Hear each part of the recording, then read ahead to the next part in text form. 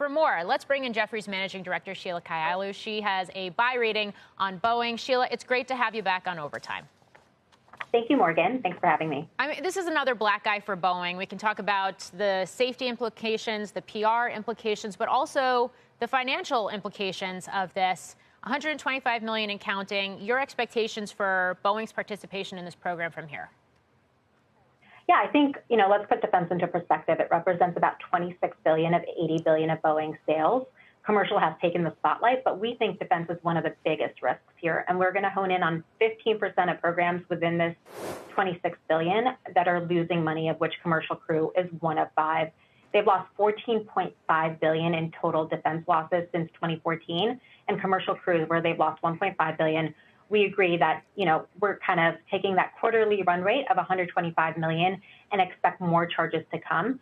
So these five programs are going to lose about $2.6 billion this year and another $2 billion next year. So trimming our free cash flow estimates because of these defense losses. So you have a new CEO at the helm, Kelly Ortberg. I would assume he's stepping back and doing a portfolio review here, right? What does this mean for the defense and space business, if anything?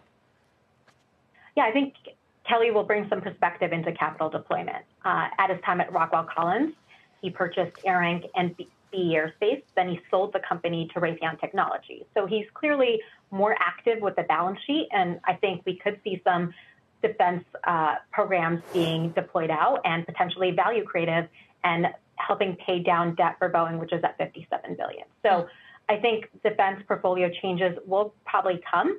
But the first and most important step for Kelly Ortberg is the IAM negotiations, which are set for September 12th with the union on the commercial side. Okay. If I just go back to the space piece of this for a minute, it's kind of amazing because NASA awarded the Commercial Crew Program awards to Boeing and to SpaceX literally a decade ago. And at the time, Boeing had gotten a bigger contract. SpaceX was the underdog. It had actually underbid for its contract as well. And it was the one that was seen as the riskier option here. And yet, as I just mentioned, it's about to have its 14th human spaceflight as soon as early tomorrow morning. Boeing, we know, is having these issues with Starliner. Boeing had decades of legacy spaceflight experience. So how did we get here? How does it speak to perhaps the prevalence of some of these engineering and technical issues that we've been seeing across the company? Yeah, I think you said it, Morgan. It's a legacy system, legacy platforms, and Boeing's been marginalized in the space arena and some of their other defense programs. And I think that's why a new management team might come in and look at it with a fresh set of eyes. But SpaceX has clearly excelled in a very challenging environment, and kudos to them and their management team for being able to do that across the board. Okay, so given everything we've just talked about, do you buy Boeing at these levels?